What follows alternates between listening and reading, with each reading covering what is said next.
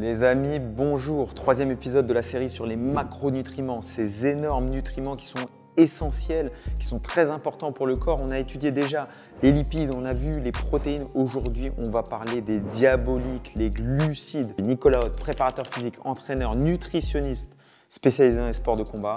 Aujourd'hui, on va parler des glucides.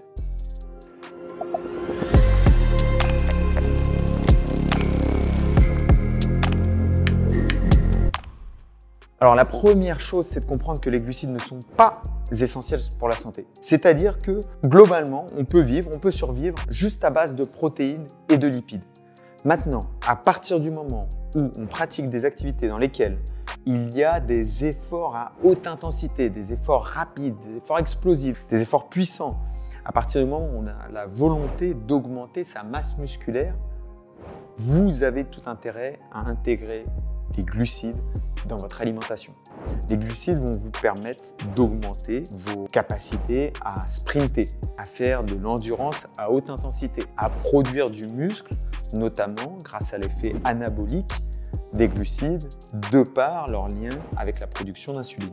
Vous allez pouvoir augmenter votre récupération, qui va être en partie liée à ce qu'on appelle les réserves de glycogène, de sucre qui est stocké dans le foie, mais aussi qui est stocké dans le muscle. Donc ce qu'on voit rapidement, c'est qu'à partir du moment où on n'a pas suffisamment de glucides dans son alimentation et qu'on fait un sport, on a une diminution de la performance liée à cette absence de glucides. Maintenant, ces dernières années, une grande frayeur a été créée autour des glucides.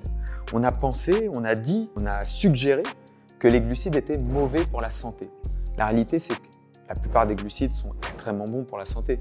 Si vous regardez tout simplement les fruits qui sont pleins de vitamines, qui sont pleins de minéraux, si vous regardez tout simplement les céréales qui sont pleines de phytonutriments, de vitamines, de minéraux aussi et qui contiennent des fibres, des aliments qui ne sont pas digérés, qui vous permettent d'augmenter la satiété, de réguler l'insuline. Si vous parlez des légumes qui sont essentiellement composés de glucides, on constate très rapidement qu'on a des personnes qui sont en extrêmement bonne santé. Donc aucun problème entre les glucides et la santé, à partir du moment où vous consommez de bons glucides. Effectivement, si vous consommez vos glucides principalement à base de soda, à base de bonbons, à base de jus, effectivement, ce sont des glucides rapidement à gérer et surtout, ce sont des glucides qui vont promouvoir la prise de poids. Et c'est par l'intermédiaire de cette prise de poids que vous allez dégrader vos indices de santé.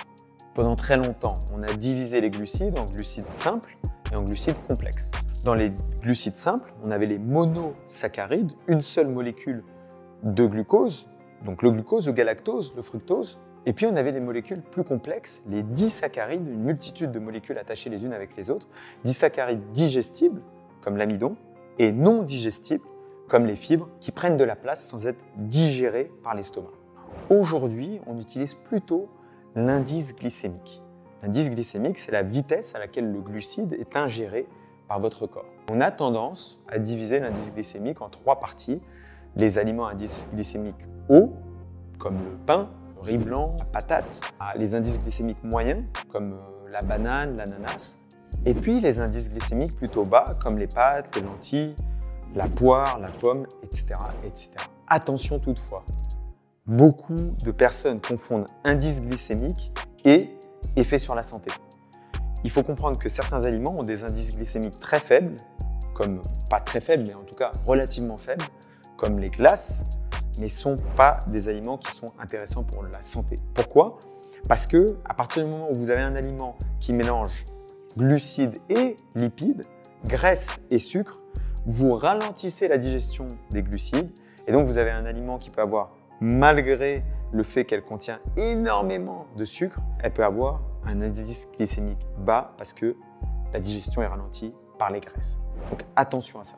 Alors globalement, comment consommer ces glucides? Votre consommation de glucides doit être appropriée à votre dépense énergétique. Si vous dépensez beaucoup d'énergie en termes de durée, en termes d'intensité, vous avez par conséquent besoin de plus de glucides puisque c'est le nutriment qui va vous permettre de fournir de l'énergie à haute intensité. Pour un pratiquant de musculation qui souhaite optimiser sa composition corporelle, on va recommander entre 4 et 6 grammes par kilogramme de poids de corps par jour de glucides. Pour un pratiquant de sport d'endurance, attention, les sports d'endurance, on va compter tous les sports de terrain, le foot, le basket, tous les sports de combat, on va recommander d'aller jusqu'à même peut-être plus de 6 grammes par kilogramme de poids de corps par jour. On va ingérer les glucides les plus rapides, ceux avec l'indice glycémique le plus élevé, le plus proche des entraînements, de façon à reconstituer les réserves de glycogène, de façon à avoir une glycémie haute qui va permettre d'utiliser du glucose directement pendant l'effort. Et on va utiliser les indices glycémiques les plus bas, le plus loin de l'effort. En conclusion, comme toujours, il ne faut pas diaboliser un macronutriment. Là où les lipides étaient diabolisés des années 50 aux années 90, aujourd'hui on diabolise les glucides et ce cycle va certainement se perpétuer. Il y a beaucoup de personnes, je reprends encore une fois l'exemple, les véganes, les végétariens, qui sont en extrêmement bonne santé et qui consomment énormément de glucides. Choisissez vos glucides intelligemment, adaptez votre apport glucidique à votre dépense énergétique et vous resterez non seulement en bonne santé, mais aussi en bonne composition corporelle. Nicolas Hott, préparateur physique, nutritionniste, entraîneur. Retrouvez-moi très bientôt pour d'autres rubriques chez MyProtein.